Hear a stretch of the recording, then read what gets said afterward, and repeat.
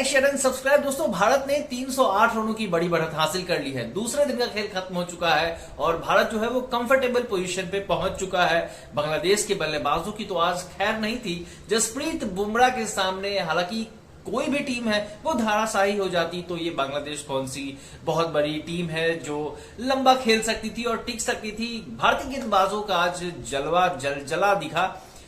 कल तो अश्विन और जडेजा ने जिस हिसाब से बल्लेबाजी की, वैसे ही पता चल गया कि बांग्लादेश जो है पूरी तरीके से डिमोटिवेट हो चुका है। लेकिन बल्लेबाजी में वो पूरी जान झोंकना चाहते थे लेकिन झोंक नहीं सके, क्योंकि जसप्रीत बुमराह और आकाशदीप ने क्या इंप्रेसिव गेंदबाजी की। 2 गेंदों में लगातार 2 विकेट निकालते ही बांग्लादेश के मिडिल ऑर्डर को ध्वस्त कर दिया। हैट्रिक पर थे, हो सकता था हैट्रिक, लेकिन हैट्रिक से चूक गए। लेकिन कोई बात नहीं, आकाशदीप की गेंदबाजी देखकर मन बहुत प्रसन्न हुआ। सिराज ने भी क्या जबरदस्त गेंदबाजी की। 2 विकेट सिराज के खाते में भी आए। रविंद्र जडेजा ने ऑलराउंड परफॉर्मेंस, शतक से चूक गए। आज उनके पास बहुत सुनहरा मौका था।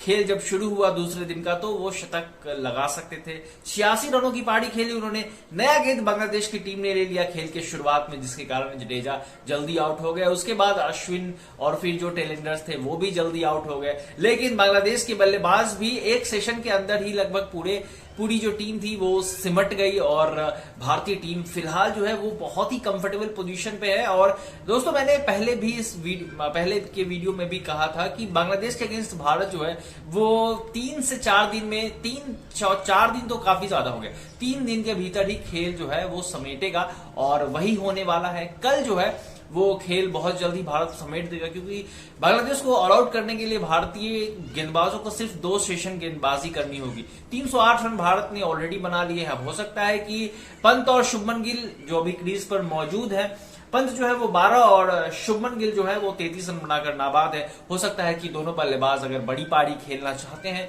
तो जो है भारत जरूर, भारतीय टीम की जो मैनेजमेंट है वो जरूर सोचेगी कि चलो दोनों बल्लेबाजों को अगर सेंचुरी या डबल सेंचुरी जहां तक पहुंचना चाहते हैं वहां पहुंच सकते हैं, क्योंकि अभी काफी समय बचा हुआ है। तीसरा दिन का पूरा खेल होगा, चौथे दिन का पूरा खेल होगा, तो अभी खेल में 5 दिनों की टेस्ट मैच का 3 दिन बचा हुआ है। तो हो सकता है कि भारतीय बल्लेबाज जो है वो ज्यादा से ज्यादा बल्लेबाजी करना चाहते हैं और बांग्लादेश के गेंदबाजों को थकाने में कोई कसर नहीं छोड़ने वाले हैं।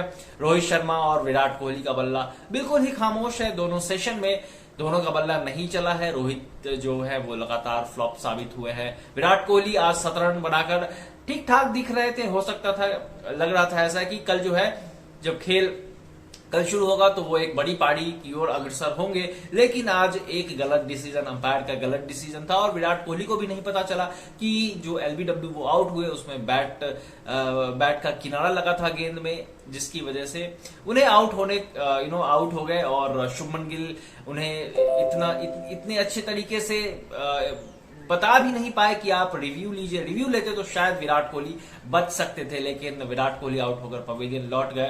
खैर, अब शुभमन गिल के पास अच्छा मौका है। उनकी जो फॉर्म लगातार चिंता का विषय रहा है भारतीय टीम के लिए, वो अपनी फॉर्म को सुधार सकते हैं। 33 रन बनाकर खेल रहे हैं और एक बड़ी पारी खेलने की उम्मीद है उनसे।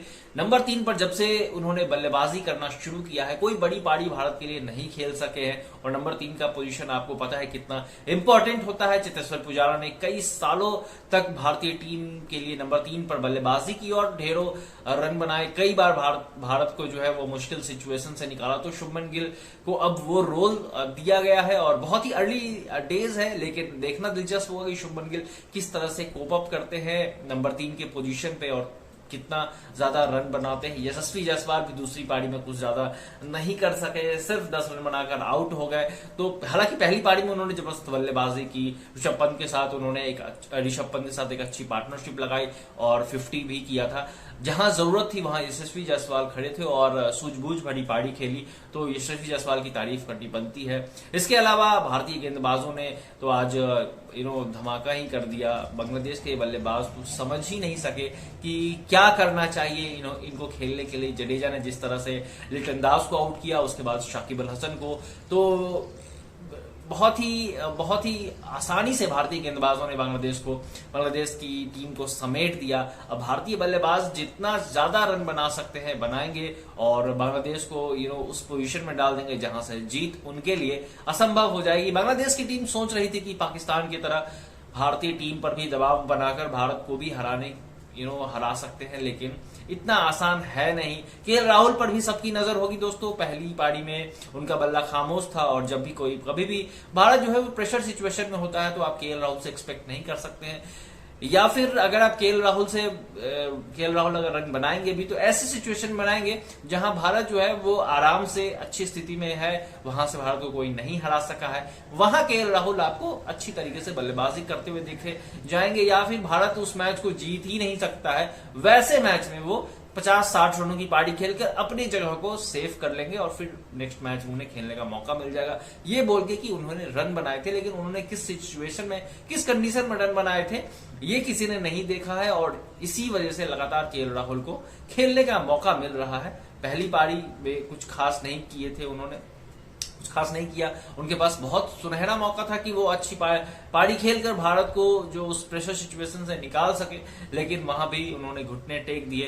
अब ऐसा मैंने तो कभी नहीं देखा है कि कोई भारत जो है वो बहुत मुश्किल सिचुएशन में हो और फिर वहां केएल राहुल खड़े होते हैं और वहां से भारतीय टीम को उन्होंने मैच जिताया हो। मैंने तो ऐसा कहीं भी कभी भी नहीं देखा। अगर आपने देखा है तो कमेंट में बताइएगा और लाइक शेयर एंड सब्सक्राइब करना मत भूलिएगा। ऋषभ पंत और फिलहाल जो शुभमन गिल है वो क्रीज पर मौजूद है और हो सकता है कि दोनों बल्लेबाज जो है एक बड़ी पारी खेलकर भारतीय टीम को 500-550 रन तक पहुंचा दे और दोनों बहुत तेज खेलेंगे तो 2 सेशन भी अगर खेलते हैं तो दोनों सेंचुरी लगा सकते हैं। आपकी क्या राय है कमेंट में जरूर बताइएगा। लाइक शेयर एंड सब्सक्राइब करना मत भूलिए।